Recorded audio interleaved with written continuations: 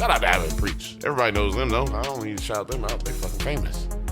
Also stand-up comedian. We're not stand-ups, guys. Just so you know. We're not stand-ups. We're just funny. That's what people don't understand. People find us funny. We not stand-ups. These other guys, they're stand-ups. You don't really find them that funny. Yeah. I'm making a face. You don't know what face it is, but I'm making a face. Yeah, speaking of funny people who are not stand-ups, I heard something on a podcast recently that makes me like want to write a whole like fucking article about it, or maybe like make a 20-minute video about it. Interesting thought. He was saying that like it's interesting how Dan Harmon has sort of been like has such a huge influence on the Phase 4 of the MCU, because you know the Community multiversal episode became such a meme. It was like, oh, this is the darkest timeline, and then he goes on to create Rick and Morty, which deals a lot with multiversal stuff, and arguably is why multiversal stuff is so much in the zeitgeist. And there are so many writers and directors from Community and Rick and Morty who are now doing so much MCU stuff, like writer from Loki, the writer for the Doctor Strange, like all these people, the writer director for She-Hulk, like they're all Community or Rick and Morty people. Writers, like former writers.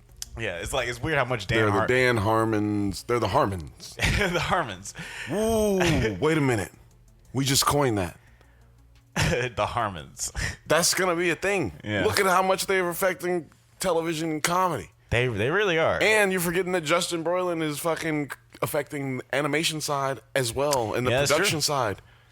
Like there's nothing that's getting greenlit without somebody like being attached to him in some kind of way. Yeah. Yeah, it's like it's such. So we're gonna call them the Harmons and the Broylans. Roylans, excuse me. And so we got the Roylans and the Harmons. That's like it's like the Temptations and the Faux Tops. Yeah. Yeah. It's wild, yeah. Like how it even with what's it called, the Russos, they came from Community too. It's crazy to think about. It feels like, man, when he said that, I was like, man, I could talk about this for hours. Just the concept of this. You should do a video. We should do a podcast, and then we should do another one for the Jody. We should do a Jody Hill. That'd be a nice one too. Danny McBride version of the same thing. Yeah, because that would be. Yeah, because they definitely just go crazy. Comedy in a very interesting way. They're basically the first workaholics.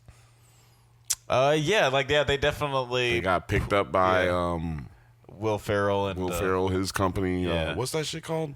I forget. I want to say Gary Sanchez. No, it's like. No, it's not Gary Sanchez. I'm sorry, but the name of their company is something funny or something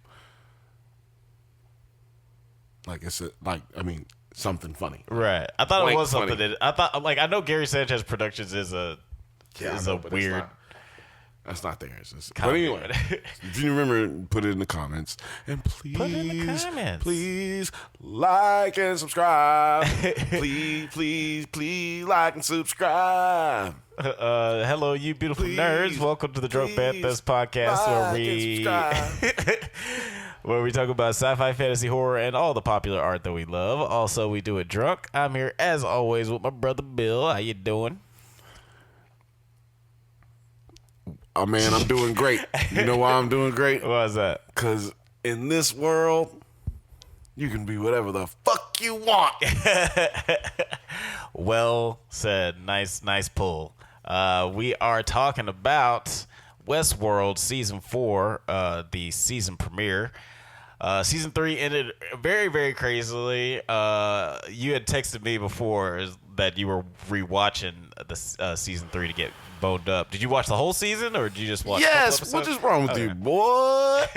I watched the whole Season 3, and let me tell you something. I felt like I didn't remember anything about Season 3, so I rewatched it, and I was right. I didn't remember anything. I mean, I remembered parts. I watched every bit of it. I was like, did I not finish it or something? Nope, I finished it.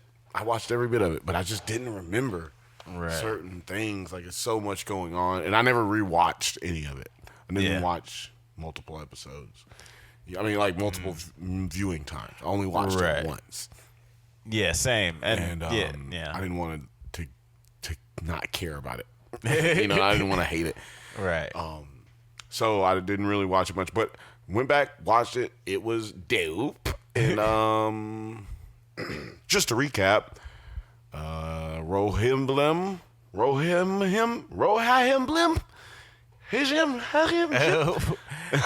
No, you're not on mushrooms. I'm just trying to pronounce whatever the hell that dome thing was in season 3 that was predicting all of the things that was going on, Solomon? and it was Solomon was the one that was locked up, and the Rohillim was the one that was inside the building. Right. Oh, yeah, right. And Dolores connected to it and went up inside of it at the end of the episode, and at the end of episode 8, season 3, and Maeve connected to it as well, and they were both able to hear and see everything that was going on before it happened. Right. Just as they were able to see and tell everything that was going on in the park before it happened, because they were able to see everyone's script that had already been written out. Right. They could connections, Easter eggs. Like and subscribe. Let's dive into what we talking about, though, because we talking about season 4, episode 1. We are indeed. Open it up. The host, William, because, at the end of the last season, William totally gets murdered by host William. And so this episode, host William apparently has his own plans, and he's trying to manipulate the owner of the Hoover Dam, which now houses a large data vault. It's obviously ran by some type of cartel. Yeah, obviously ran by... Yeah, like he just straight up... I think Ed Harris straight up calls it... He's like, hey, the cartel or whatever you guys are calling yourselves, you fucking animal. Listen here, I don't care what you guys are calling yourselves these days. Fuck. You're going to go in there and you're going to give me my fucking files. I'm sorry, I can't. Go ahead. No, you're good. Apparently the Hoover Dam now houses some large data vaults that contain some data that William wants from 7-8 years ago, when after everything went tits up at the end of last season. By the way, this is like a time jump about 7-8 years in the future. 8 years. 8 years in the future. 8 years. And I want to point out that in the end of season 3, like the very last scene, is Bernard waking up in a dusty filled hotel from when they were in the hotel room. 8 years? He got that much dust on him in 8 years? Man, something must happen. Something bad must happen. You know what I'm saying? Like a bomb going off or something. Because why would all that dust be all on him? Right, his face, and his head was all... Yeah, I feel like that's... Because it didn't say specifically that it was going to be this season. I feel like it's going to be a time jump even further. No, you think... We got more jumps to time, or more times to jump. Yeah, because I think at the end of this season is gonna be jumpy. At the end of I think it was the second season post credits, they showed William super far into the future, and he thought that, and he's like, "Am I a host? Am I not? Why are you doing this thing to me?" You've been watching trailers, huh? Okay. I've been watching bits and pieces, trying to get caught up on different Easter eggs. So it seems like, maybe who knows how long into the future this copy William even forgets that he's not a copy, or maybe he never knew that he was a copy. I don't know. Well, he killed himself, so he has to know that he's a copy. Maybe I guess his mind. He's just like, I don't know, maybe I'm not the copy. He was the copy. He was in the park, and that's why I was out here in the what? I don't know, man. Maybe you're right. I don't know. That's crazy, but that we know that this was the William that is a copy because he has all his fingers. That's legit. And shout out to Octavio Rosales, who plays the cartel member guy who runs Hoover Dam. Now, who do you think it is that stole this information from me? I think he's talking about Tessa Thompson's character. before she was Dolores, or you think he was talking about Tessa Thompson's character after it was Dolores, or you think he was talking about Dolores? Right. Not sure. I'm gonna wait for them to reveal it because honestly, I'm not gonna lie. All of the at the end, season 3 got really kind of confusing. You gotta watch it from the beginning. It's really not confusing once you watch it from the beginning, and you ain't got nothing going on. There ain't no pandemic and all that. Trust me, I did it. I felt the same way. I was like, man, I don't know what the fuck happened last. And I watched it again. I was like, why didn't I understand any of this? This is all very simple. Right. This is all laid out very clearly. Why didn't I understand any of this? And I think it's just a lot of shit going on. Life sucks. And, that was basically 2020. Well, I mean, it wasn't. I mean, it's not like I couldn't keep track of who is who anymore.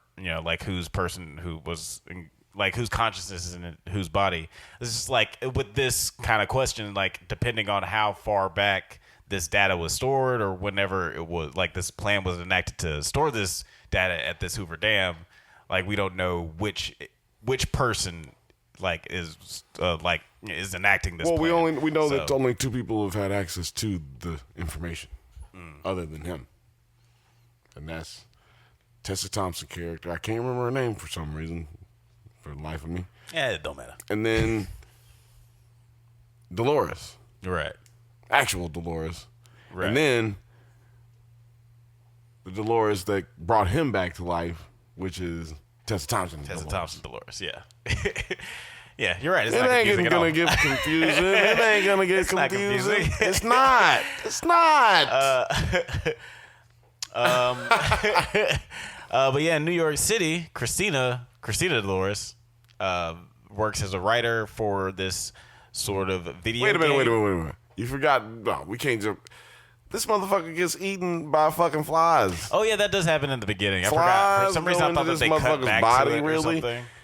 But, And yeah. I guess they controlled his body. Yeah, I would have liked to see the flies come out of the body, but maybe we're gonna Right. see that later in a different situation. Yeah, Clearly, the flies went into his body, and then he went in and killed Pawpaw and all them. He killed everybody. He killed T.O. He killed T.T. He killed the whole goddamn family, and then went in there and gave Ed Harris the goddamn deed. Yeah, which I'm assuming that he had. I'm assuming that Ed Harris killed Octavio Rosales' character with the flies and just replaced him with a host. Because one, like you said, he's controlling them, and 2, Well, he made him kill himself. Why not just be like, all right, you can go control all this shit now because you're a host. right? I mean, I think the flies got up into his body and they controlled him. And you know why? that'd be an interesting. You know why I think that's what happened? What's that? Why Was that? no flies when he woke up, and in the beginning credits or the opening scene thing, there's a fly. They're building the fly out of the little stuff that they make the people out of, the hosts out of. Oh. It's like a host fly. Oh, okay. I didn't even took that in the opening credits, the cinematic. Yeah. The opening thing, whatever they call that shit. Oh, okay.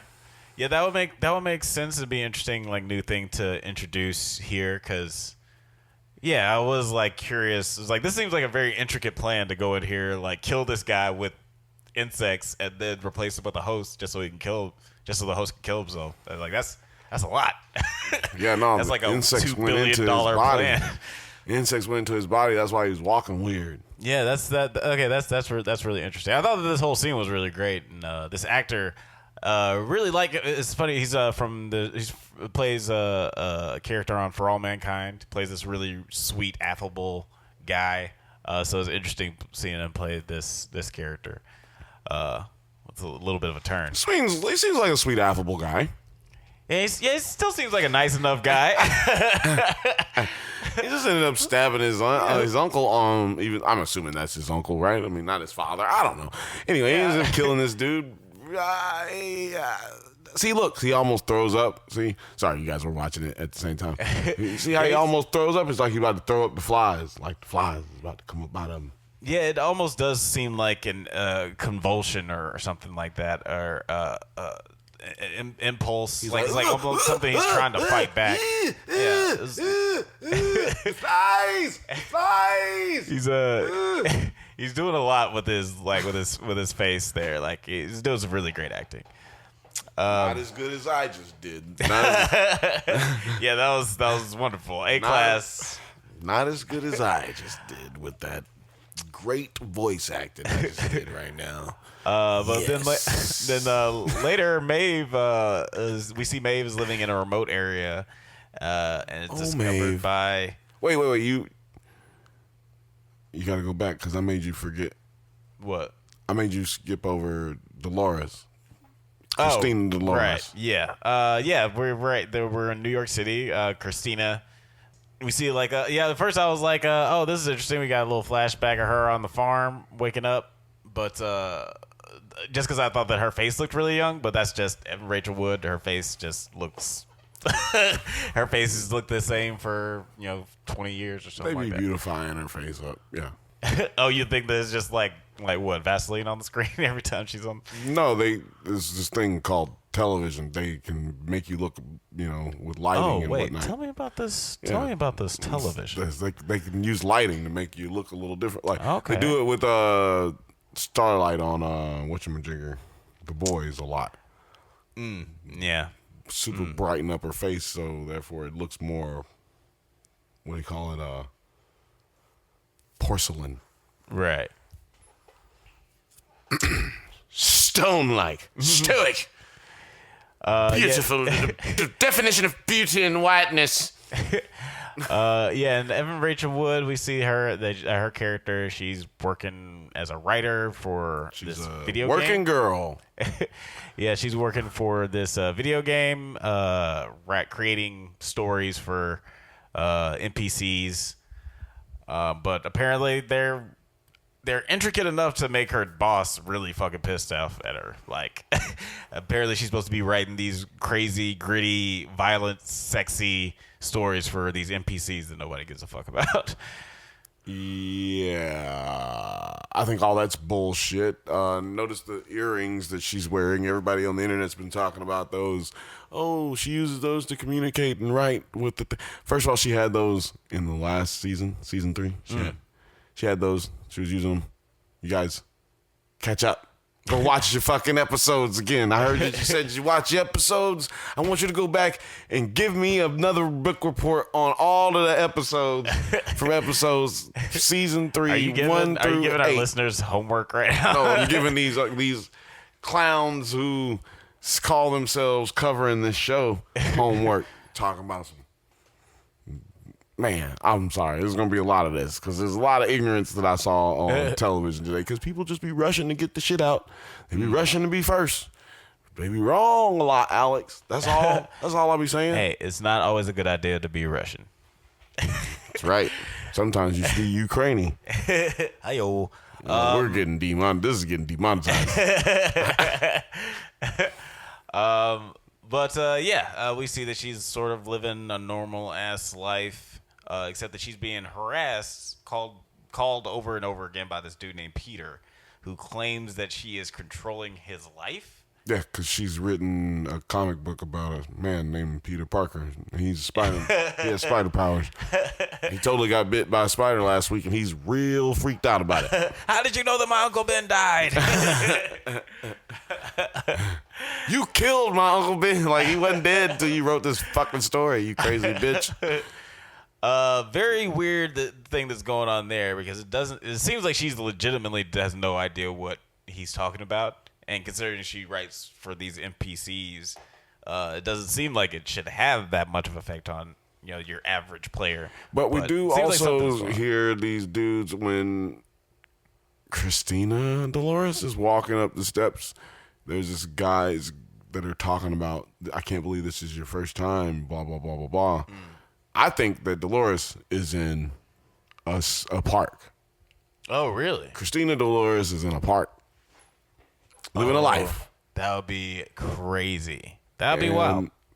She writes stories for characters in the park like Peter, who end up dying. Well, not dying. Well, yeah, they end up dying. That's why old guy wants her to write more crazy horrific stories like that. Right. Woo! My theories is pumping up out of me like a goddamn. Man, I feel like I gotta, like, you know how when crazy white people be speaking tongues? That's how I feel right now. I feel like I'm just speaking in tongues. It's just coming out of me. I don't know where it's coming from. It's just theories and predictions coming from deep inside my soul. Hallelujah. Praise God. Yeah, I'm not. I'm not sure. It's like it's crazy because the show just started out as such a mystery box in and of itself. Yeah, but it's hard not to predict. But nigga, I watched 8 straight episodes of 9 straight episodes of fucking Westworld yesterday. Nigga, Right. I'm immersed in the world. Right. No, I'm not saying you're wrong or I'm anything. immersed in how they write and shit. Yeah. I feel like that guy on the Scientology episode. Right. Hey, Yeah. my shit was looking back at my own ass, looking back at my own head. Yeah. No, I'm not saying you're wrong or anything. I'm just saying that, like, yeah, this show just breeds that kind of behavior where you can't help but theorize what's gonna happen next. Fucking hell, man. My fucking head is about to fucking go absolutely Splitsville. It sounded like a Ringo or something, or maybe even Austin Powers. Yeah, fucking like Splitsville. Northern English. Northern Yeah. English. Yes. You can continue, though. But yeah, Maeve is living out in a remote area and is discovered by a bunch of hosts that she promptly kills. Bunch of hosts. Kind of feels like that scene from X-Men, one of the shitty X-Men movies. There's a lot of them. But one of the ones where Magneto is like, oh, I'm just living a normal life out on the land, out in this Just remote cutting area. up wood in the snow. And then a bunch of people come to hunt for him, and he's like, I thought I told you people to leave me alone. Yeah, it's like Taken. You know, it's like Yeah. very Taken scenario. You know, like I wasn't doing anything, and now you want to mess with my friends. Yeah, it's just funny because like how I have like a certain set of skills. it's funny just like how innovative and like subversive this show can be with the writing. It's funny that they just had like a very kind of 90s cliche action movie thing that happened, but you know, whatever, it still works. It didn't take me out. It just immediately made me think of Magneto. Could take you out, bro. But yeah, now Maeve's back in the game. What'd you think of our return of Tandy Newton? Like, I thought it was Sandy Newton. I thought it was Tandy. I thought, first of all, none of that's her name. She changed it because people couldn't say her real name. But Okay. But yeah, I'm gonna say Thandy. He's gonna call it Tandy. But yeah, we gotta have my girl in there. Duh, fucking Yeah, I think goddess. Yeah, she's definitely been one of the stronger characters and stronger actors the whole series. So it was cool to see She her come carried season 3 because Dolores has to be Dolores, so she can't. I mean, Evan Rachel Wood doesn't have a lot of room for acting in her role, especially in season 3. back. Yeah, I feel like the first season was her best like acting season. Evan Rachel Wood. Well, there was the second season had a lot of room for her, but last season had no room for acting, and so it was all about Thandis. Yeah. And so, yeah. Oh, my only problem is they always got to make her talking about somebody's dick, or she got to be talking about being horny or some shit. Right. I know she used to be a goddamn prostitute bot, but goddamn. I get it. I kind of like that part of her character that she's just like the saucy, unapologetically. I watched every episode of last season, like I just said, and man, it was kind of fucking thick. Yeah. Okay. I mean, Like I'm talking about almost every single thing she says. The first thing she says is like fucking something about sex, right. and I'm like, okay, so the black lady likes having sex. I get it. Can we talk about something else? Can she not have any other interests? Right. Or can she not realize anything else? There's all kind of puns to have been said for comic relief, but does it always have to be about how she's horny? Right. You know, it's funny that you say that because, like, I remember I was thinking about this the other day when I don't know if it was this I was watching, but I was thinking my playwriting professor, after a couple of years of being in school, got a couple plays produced, and I was feeling myself. I was like, yeah, everybody likes my shit. And my playwriting professor was like, have you tried writing something that doesn't have sex or death in it? I was like, everything I write doesn't have sex or death. I mean, actually, I guess it does. Yeah. And it made me think about not only how much, how I need to just, stretch out and be more creative about, how stories begin, resolve, and how to make people interested in shit, but also how much that happens in movies and TV shows and how, that's just such an easy go. Which is why I give, when kids shows or universal shows, they're supposed to, appeal to all ages. I get so much respect from them when they actually manage to write something good, because it's hard to dodge all those landmines where you're not just going back to the well of this person died or this person's fucking or this person's talking about fucking. So yep. I get that. It's hard. It's hard to be a good writer, man. I'm just out here critiquing. I ain't gonna say that you guys suck at writing, but But yeah. Some people could be a little better. Yeah, stretch those muscles a little bit more. You know, maybe she. Danny ain't gotta always be talking about a nigga's dick now. Goddamn it, y'all better get that shit straight now. Y'all better get that shit straight while I'm fucking over here being nice with y'all bitch asses. Let me see some shit like that season 4. We're gonna talk to y'all about that. What did you think of this scene with Caleb? We catch back up with Caleb. Caleb, he's not dead. We forgot to say in the scene where Thandi was seeing flashbacks and shit, she sees a scene where it looks like Caleb dies. Yeah, right. Do you feel like that's in the future? Is she seeing a Force Ghost stuff? Or is you feeling like that is in the past and that's why they ain't doing no shit together no more? Yeah, maybe. I feel like that is some sort of past situation, something that happened probably shortly after the events of season 3. Because it seems like season 3 was after everything happened at the end of season 3, it was a fucking shit show. So it's appropriate that we got this huge time jump, so we don't really have to see all the complications people had to get through to get to where the society is now. Definitely got to do a fucking sideshow for that, right? Yeah, a fucking spinoff. Right. Well, got to do where it's just the Caleb and Maeve fucking killing people and fucking shit up. Actually, right? that we might get a flashback. I doubt we're gonna get a flashback. I just want a fucking whole TV show. No, I'm joking. I mean, I would love that too. Honestly, it seems like a very interesting story. Caleb and Maeve, and it's Caleb and Maeve, Caleb and Maeve, and they're killing the people. Do you feel like they're gonna do like Moon Knight and just never show it? It's always just gonna be a vague. That's it. Yeah, that was it. That was what you got. Flashback. I mean, there's a very, very strong possibility.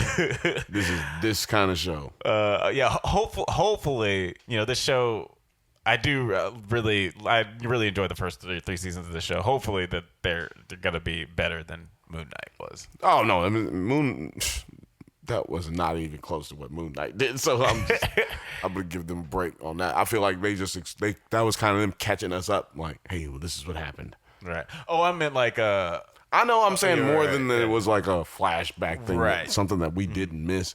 I feel like it was filling in gaps for us, hey, these two, they fought together for a while. They didn't just let this shit just go to shit.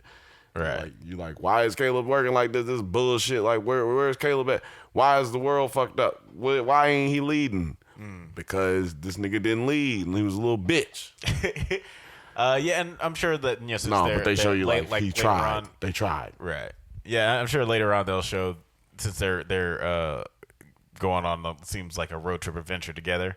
We're probably gonna get a lot more dialogue between them about that explain stuff without explaining stuff. I don't want to hear a bunch of goddamn fucking whack ass sci-fi rehashing, telling you what happened in the last 6 years, 8 years. Yeah, and what I did think that it was interesting that they showed, the opening scene of Caleb. He is talking to the dude on the roof, and the dude is they shouldn't have. Basically saying y'all shouldn't have done what y'all did. And he doesn't know that he's the one who released everybody's information.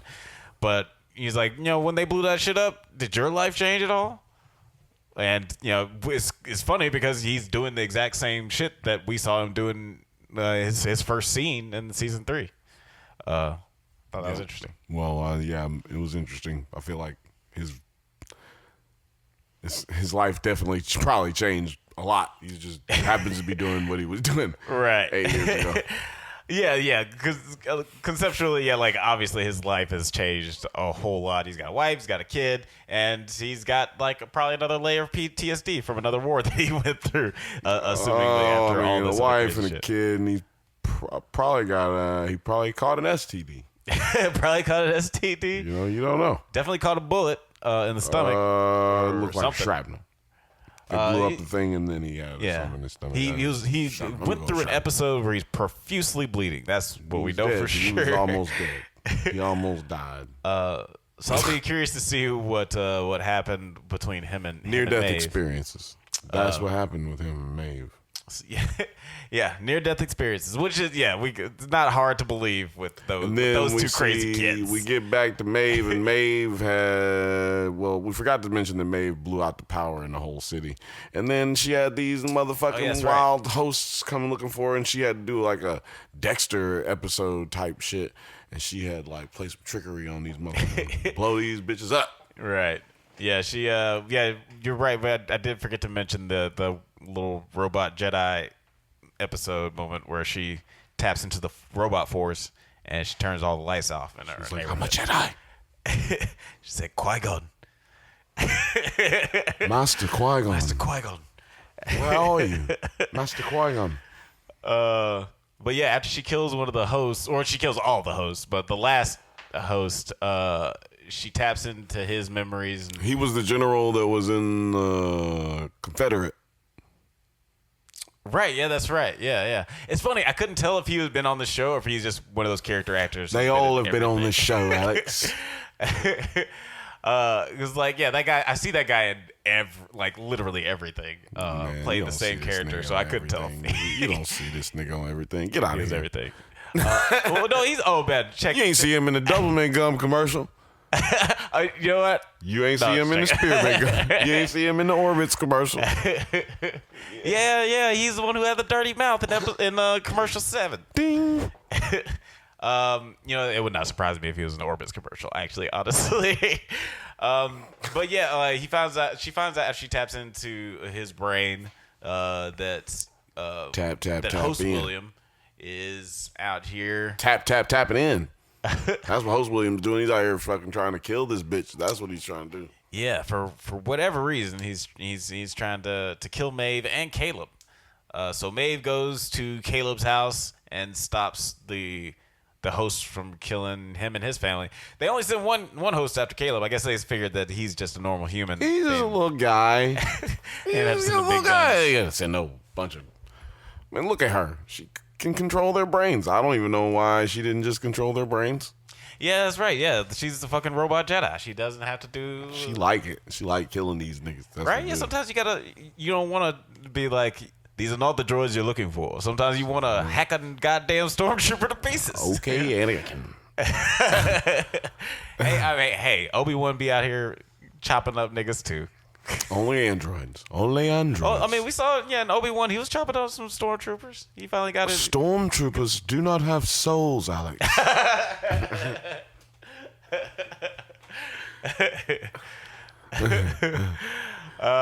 But yeah, that was a cool little intro scene with Maeve and how she comes back in with a sword, saving Caleb's life, and it kind of brings Caleb back into the fight.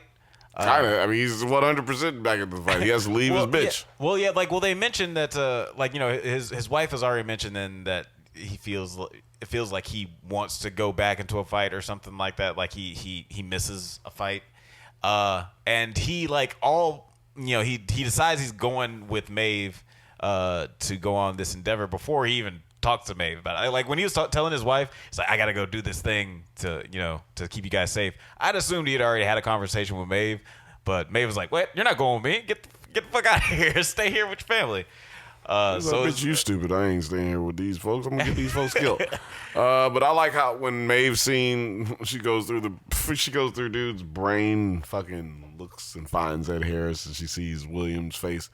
She sees this nigga's William's face, and she was like, oh, burned down the whole shit. She ain't take nothing with her.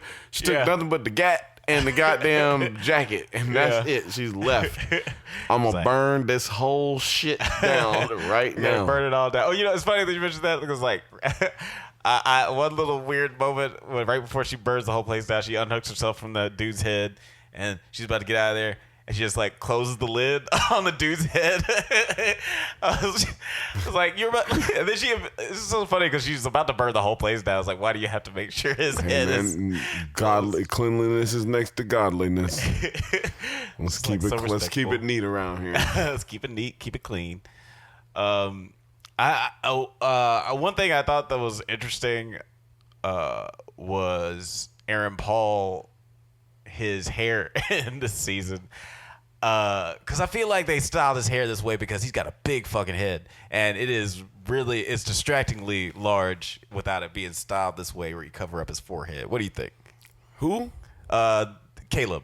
He's got a big fucking Don't he got a big old head? Like season 3, I was like, man, his head is big. And this season they covered it up a little bit. I don't think so. I mean, I don't know. I wasn't paying attention. I mean, no. I gotta say no. I guess. Is it me or are they? I didn't even notice. Is Raven?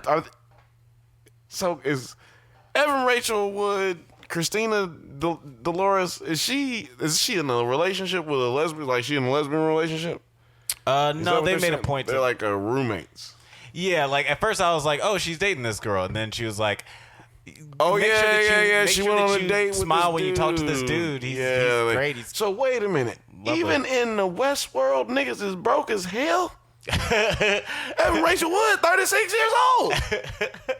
She gotta have a roommate too. Yeah, it's crazy. Wait a minute, goddamn, Evan Rachel had a good job. This bitch out here got a good job. Yeah. She write video game scripts. You need to move out the city. God damn. Hold on, man. That's what blew my mind. I'm like, wait a minute now. Wait a minute. Yeah, because if anything gonna make you want to shout, it's gonna be her fucking paycheck. It's got to look crazy. She lives with this crazy bitch who can't pick out her own shoes. Yeah. Yeah, I don't know, man. It's a weird relationship. I just think between Christina her and Dolores should find a different roommate. I mean, she looks great. She's beautiful, but if you're not fucking her, you should get her out of your apartment. The stuff with Dolores, I gotta admit, was kind of boring me a little bit, just because it felt I fell asleep. First, huh? I fell asleep. Yeah, I mean, yeah. Now I'm smoking a lot of weed, and I have been falling asleep a lot lately. But I fell asleep. Yeah, it's not just it felt like the first 30 minutes of a rom-com where it's like, oh, this girl she just can't get her act together, and her fun black friend is trying to get her hooked up with a dude. I thought about that, and I was like, you know what, though, the first episode of like every one of these shows, these seasons, is very boring.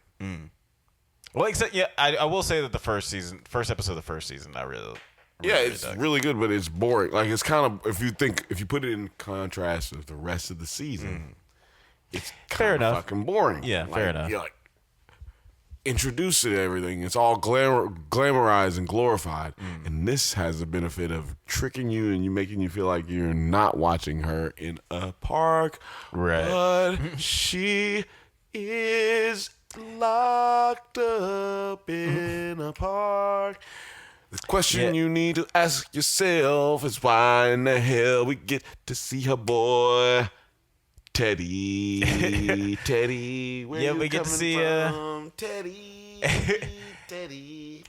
Yeah, we get we get Teddy at the end of the episode. Well, we don't have to jump to the end because we get him before the end.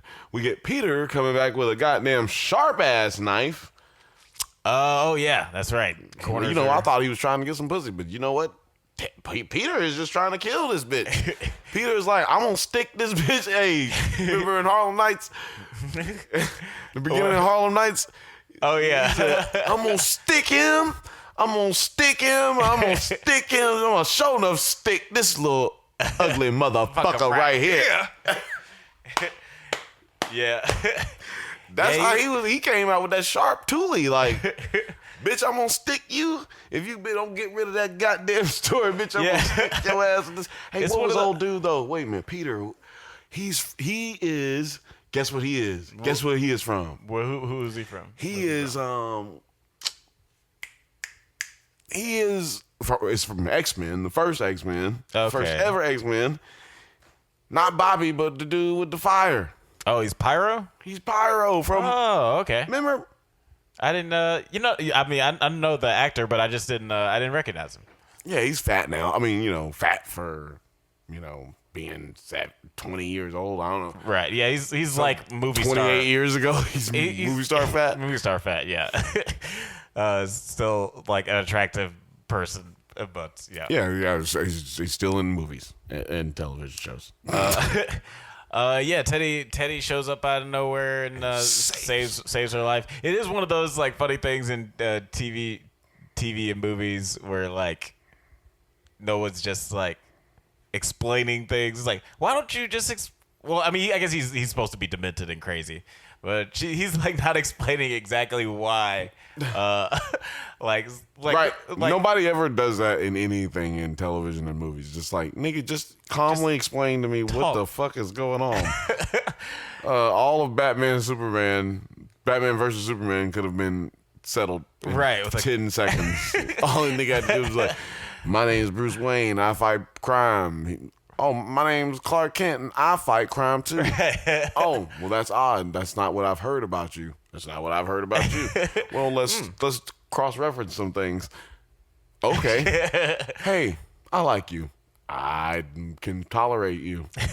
let's do some team up. Let's do a comic book series together. Yeah, the most interesting thing about like those two deciding to team up and what that movie got wrong is that like, yes, they do things differently, but the fact that they're not both morons, so they're able to come to an understanding and work together for a common goal. It's just like metaphor for just like people feeling differently but getting on the right page. Seems quite simple. Seems pretty goddamn simple, but yeah, people. It's always funny in movies and TV shows where people just don't have a conversation. See, Pyro. And it's almost like it's funny, even in this scene where he sees her at first. I'm still not even sure. Was he surprised that it was her? Because it seemed like he was stalking her, and then he looked at her and he was like, "Oh, it is you." Like, look, it's Pyro. I got see, you. Remember how the can was an activation for, like her part of her loop in the park?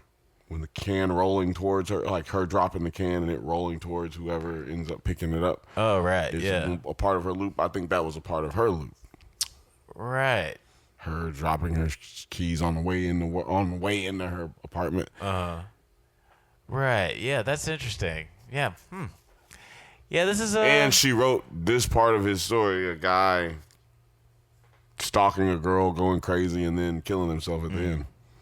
So is she writing stories? She wrote his story. She wrote the game. I think so. She wrote this nigga's story. That's for sure. Yeah, that's. I mean, yeah, it seems like it's something like that going on. He certainly stalked her, and then he certainly killed him. Goddamn self. Yeah, he definitely. Yeah, later on, after this little confrontation, and Teddy comes out of the darkness to save her. Later, so he jumps off a building. Yeah, I got a theory that Teddy comes out, saves her, throws him across, starts whooping him, and then everything goes seesaw motor functions. And then, the guys come out and they clean up everything because then she turns around and then they're gone. Right. And I think that's what happened. Some people, I think the park people came in, cleaned everything up. Right. Let Christina Dolores go on about business. Okay. So later when she's chilling in her apartment and we see Teddy come out of the shadows looking at him, do you feel like he's just like acting independently? He's like now the Dolores inside of this park, or what do you think that's all about? That's a good question. I think he's just forever enthralled with Dolores. So no matter what, he can't do anything but protect her. Whatever his prerogative is supposed to be, they're not going to be able to keep him from doing it because he's going to be worried about trying to protect Dolores. Also, he's the one who must have drawn that map of the maze and left it on on her balcony. Yeah, because it doesn't seem like she has any memory of the park or anything like that. So it seems like somebody's trying to drop a little breadcrumbs. Somebody sleeping in my bed. Do you have any? What if Teddy thinks what if he was really hitting on the black girl? He was just messed up. Damn, shit. You weren't supposed to see that. Damn, bitch, that was for the black girl. Damn. For your roommate. He's like looking through the window. He's like, could you move to the left? Turn to the left, girl. I'm trying to see your best friend in the window. Do you have Just any? Move to the left, girl. Trying to see your best friend in the window as she changed her clothes. That's not creepy, right? Any final thoughts on this episode before Final we thoughts? get out of here? Watch this without smoking marijuana. Because if you don't, you're going to fall asleep like I did. Right, or at least get a good 8 hours. Smoke some weed with some coffee, maybe. Don't get that nice smoke my marijuana and watch this because you're going to go to sleep. Much like I did, my friend. Much like I did. That's all you got. You said final thoughts. What do you want me to say? What do you want me to say? I'm trying to give the people what they want. Give them a proper warning. Caleb didn't have a scar on his face last season. Now he's got a scar on his face. Oh yeah. You want that? You like that shit? You like that shit? Yeah. I did like this episode. Dolores is clearly in a loop, man. I'm fucking giving you all. I gave you all I got already, baby. These motherfuckers is, they trying to run an okie doke on you, man. I'm trying to save you because trying to save me. Trying to save you and everybody else, man. Game of Thrones likes running the okie doke, man. I said Game of Thrones. Westworld likes throwing the okie doke at you, man. Like they like fucking. Remember, it was like 4 episodes before we realized that Bernard was a fucking host, or he could be a host. Before there was even signs that he was a host. Right. Yeah, I was watching a few episodes from the first season the other day as well. Man, that first season was still so incredible. It's interesting the way they managed to evolve the show from the concept of basically like Jurassic Park, but the Wild Wild West. Because they pretty much, after the second season, that's not what the show is really about anymore. They really just dive into the implications. It's never what the show is about, Alex. Yeah, even like just beyond just the original theme of the first and second seasons of just like morality and ethics and whether the only thing that's keeping us from doing bad things is punishment. They further delve into the implications of the technology that they've developed with season 3, and it seems like season 4. Honestly, I don't know. With the first episode, I have no idea what the season's gonna be about. But I'm interested. I'm curious. I'm gonna tell you what it's gonna be about. It's gonna be about what it's always about. It's a microscope on capitalism. And society and human beings and how we react and interact with each other in that capitalistic fucking rat race. Yeah, they've always been really good at that sort of like social commentary. One of the best sci-fi shows out here doing that. Shout out to the Nolans. Dipping their feet in both. Yeah. Shout out to the Nolans, Jonathan Nolan and his wife Lisa Joy making beautiful television together. And shout outs to Aaron Paul. Loved him in Breaking Bad. Loved him in the last season of Westworld. And this season, his head has never looked smaller. Oh my God! Shouting out all these niggas. Fuck all that. You just stepped on my joke. I was just leading all that up to say how big his fucking head was.